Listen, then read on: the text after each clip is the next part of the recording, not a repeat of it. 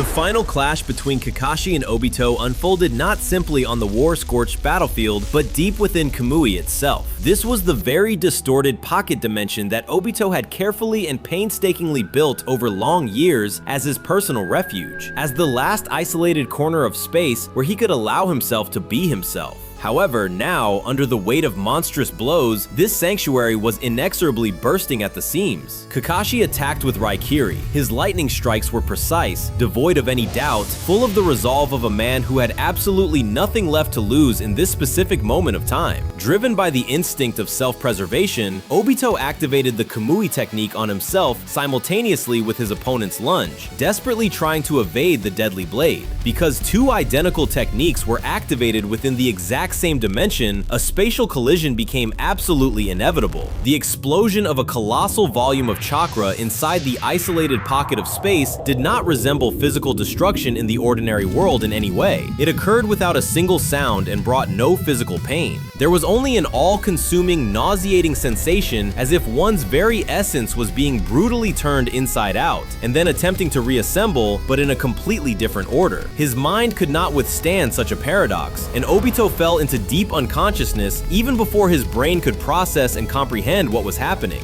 The awakening began with smells. A thick scent of damp stone and raw earth, mixed with dust, burst into his consciousness. Somewhere ahead, muffled by distance, the shouts of battling Shinobi echoed. A sharp pain pierced his right leg, a painfully familiar, almost forgotten phantom ache from a highly unsuccessful landing after a high jump decades ago. Barely prying his eyelids open, Obito saw the gorge above him and the gray sky hanging over it, heavily overcast with storm clouds. It was the exact same landscape as the day of his supposed death. He sat up abruptly and began to look around feverishly.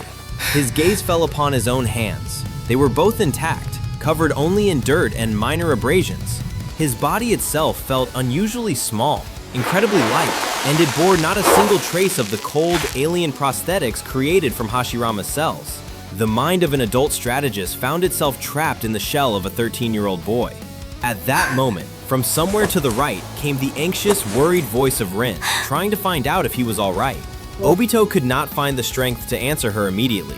He simply froze, unable to take his eyes off her living, frightened, and utterly real face. At the sight of her, something deep inside him, that very icy shell of indifference that he had masterfully learned to ignore over the decades, broke quietly but definitively. Obito crystal clearly realized exactly where he was in the flow of time. He knew to the second what was about to happen. The rockfall, the terrifying collapse, the suffocating darkness of the dungeon, the meeting with the old Madara, and then that entire chain of bloody events that destroyed the world. He had only a few minutes left to make a fateful decision.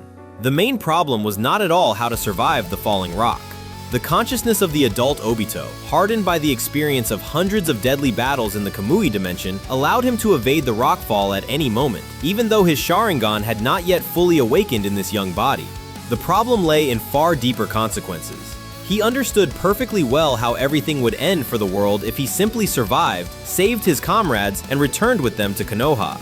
The ancient Madara would inevitably find him anyway, as the old man had been waiting for years for this exact moment and this specific boy from the Uchiha clan. Madara needed a teenager with the perfect set of traits for manipulation: profound loneliness, inner pain, naive idealism, and enough potential for hatred to eventually turn all of this into a compliant and destructive weapon. Avoiding the collapse was easy, but hiding from Madara's all-seeing gaze presented a completely different, monumental task. When the ground trembled and the rockfall finally began, Obito did not heroically throw himself under the boulder to support the stone and save his friend, as he had done the first time. Instead, he intricately and fragmentarily activated the Kamui ability, just enough to let the main lethal mass of granite pass through his body, receiving only painful but non-fatal glancing blows from the fragments. To the shocked Rin and Kakashi, everything looked exactly as it was supposed to in history. They saw with their own eyes how their comrade disappeared under an impenetrable pile of rubble. However, instead of waking up in the musty darkness of Madara's underground cave, Obito transported himself to a dense forest forest a couple of kilometers away from the gorge. He lay on the damp earth, battered but completely alive, without a single witness. A complex, multi-stage plan of action was already beginning to form in his head. The wait did not last long. The old man found him on the third day of his stay in the forest. Obito made no particular attempt to hide, as he soberly assessed the situation. It was simply impossible to take cover in the thicket from a man possessing the Rinnegan and years of intelligence network preparation via an army of clones. Strategically, it was much more advantageous to allow himself to be found and meet the threat head-on, attempting to dictate his own terms.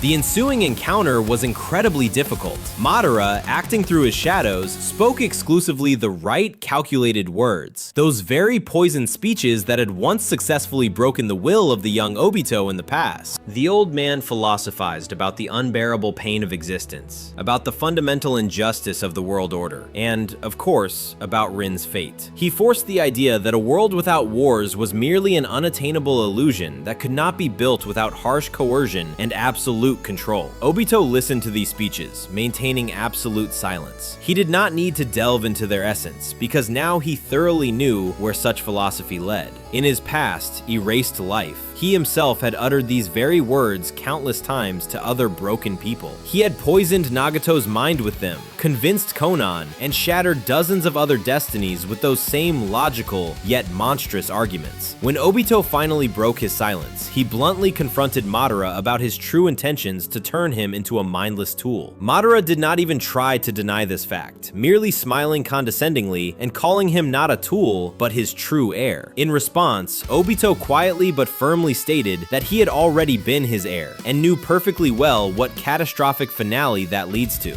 These words made the ancient shinobi narrow his eye in surprise. Such a level of awareness and coldness was absolutely not what Madara expected to see in a 13-year-old boy who had barely survived a rockfall. Obito masterfully seized this single second of the powerful enemy's confusion. Concentrating his chakra, he used the full Kamui and vanished without a trace into his pocket dimension before Madara even had time to react in any way. And while this maneuver did not solve the global problem of the Uchiha ghost's existence, it provided the most valuable asset: time to prepare. The following months proved to be the strangest in Obito's life, considering that all his previous experience was, to put it mildly, far from the standards of a normal existence. He made the decision to return to Konoha. His appearance was not accompanied by triumphant fanfares or lengthy official explanations. He simply materialized one evening at the village's main gates. Exhausted, covered in bruises, but alive, he provided the patrols with an absolutely plausible and logical story about how he had spent 3 days digging his way out from under the collapsed rocks via an undiscovered backup tunnel. Upon meeting him, Rin could not hold back and wept bitterly out of sheer happiness. Kakashi did not shed a single tear, but looked at his returned comrade with a long, unreadable gaze holding a very strange expression.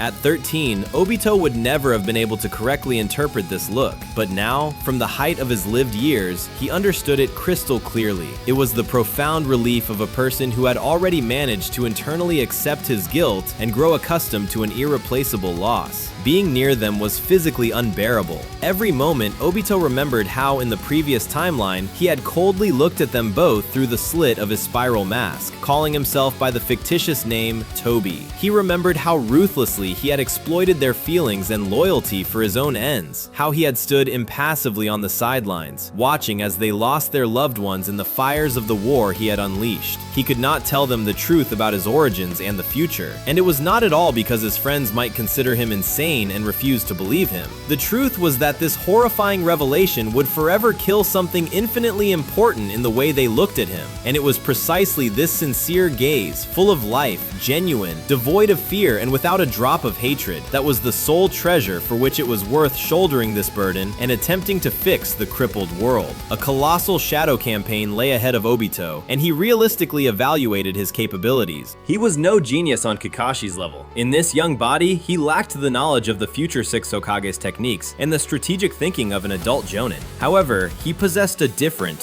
far more dangerous trump card. He perfectly knew the very underbelly of this cruel world. He thoroughly understood the structure and inner workings of the root Anbu, as in his past life he had closely collaborated with Danzo Shimura for years as a secret ally. He knew by heart all the hidden routes of future Akatsuki members, and knew exactly who, when, and by what specific methods the old man Madara would recruit. His campaign began with small, imperceptible steps. Anonymous encrypted messages began to regularly fall into the right hands within the Leaf's high command. As a result, several carefully planned and brutal root operations, which Obito knew about in advance, suddenly failed miserably. Someone invisible systematically warned the intended victims several hours before the attack. In his dungeons, Danzo seethed with impotent rage, checking all possible channels of information leaks and orchestrating purges, but time after time, he found absolutely no trace of betrayal. The most difficult task in this entire equation was saving Nagato. Obito was acutely aware that fate would sooner or later force him to cross paths with the wielder of the Rinnegan. In the past, this had happened when he appeared before him as Toby, the enigmatic masked man with radical ideas about a new world order through pain.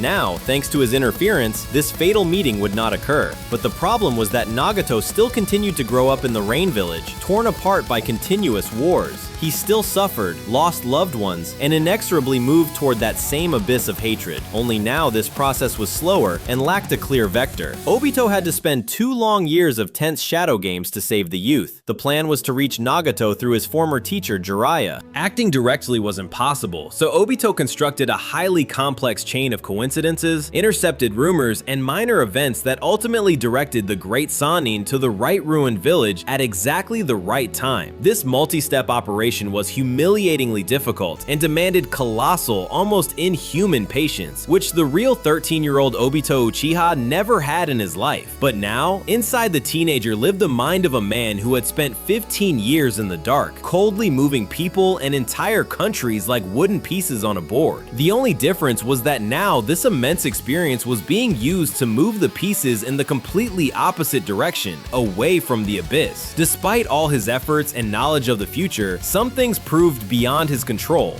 Rin died. The tragedy occurred entirely differently than in the original timeline. Her heart was not pierced by Kakashi's Raikiri, and the hidden Mist Village with its cruel plans was in no way involved in this incident. It was just a mission. A routine border assignment turned into an unsuccessful, chaotic skirmish with an overwhelming squad of shinobi from the Hidden Stone Village. Obito was in a completely different place at that moment, and for all his desire, could not be everywhere at once. His knowledge of global historical events did not extend to minor, random clashes. The girl's death broke his spirit for several long, dark months. It was one thing to theoretically understand with a cold mind that saving absolutely everyone is impossible, but the collision of theory with brutal reality proved unbearable. The pain was especially sharp from the realization that he had been given a unique chance to see her face alive again, to hear her laugh, only to be forced to lose her forever once more to the abyss of war. He isolated himself from the world, plunging into mourning. Kakashi managed to find him only on the roof of the old training building 3 heavy days after the funeral. The silver-haired youth sat down silently beside him on the cold tiles, and for a long time they did not utter a sound, sharing a mutual pain. Finally, Kakashi broke the silence, directly noting that Obito had changed drastically since that very day on the bridge. Obito merely gave a brief confirmation. When his friend asked if he would ever tell the truth, Obito turned his head and looked at him. He looked at the living Kakashi Hatake, the man whom he had fiercely hated in his past life, then cynically used in his plans, and with whom he had ultimately clashed in a deadly battle inside his own dimension. Obito promised that he would definitely tell everything, but only when all of this was finally over. Years relentlessly marched forward, and the result of his titanic efforts became evident. The Fourth Great Shinobi War never broke out. The mechanism of destruction had been dismantled at its very foundation. Madara remained completely isolated deep underground. The old man lost Obito, who was supposed to become his obedient tool in the world. He lost Nagato, whose Rinnegan was a key element of the plan, and he was left without the vast army of White Zetsu, which now simply had no one to activate and lead it into an offensive. The ancient schemer died ingloriously and quietly in his damp caves a few years later, never managing to complete the Eye of the Moon project. Obito himself continued his path as a shinobi, successfully passing the exams for the rank of Jonin, and later, thanks to his immense experience and skills, he rose to the position of captain in an elite ANBU unit. No one in Konoha, including the highest leadership, even suspected that behind his wise, sometimes harsh decisions and flawless intuition lay 15 years of a foreign, erased from reality life in the role of one of the main villains of this world. He bore this heavy, toxic knowledge humbly and stoically in complete solitude.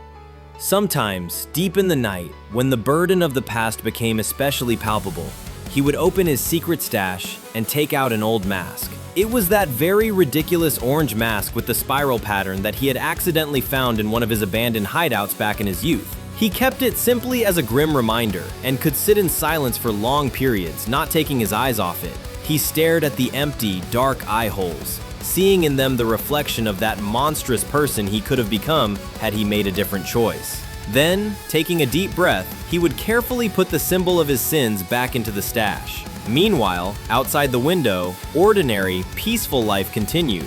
Down on the street, Kakashi was loudly, entirely idiotically, yet so sincerely and vividly arguing with some disgruntled neighbors over music blaring across the street. Obito listened to these sounds of commotion, then calmly closed the window, shutting out the night noise, and went to sleep. Early tomorrow morning, a regular training session awaited him, and in this new, saved world of his, there was no longer any room for ghosts of the past.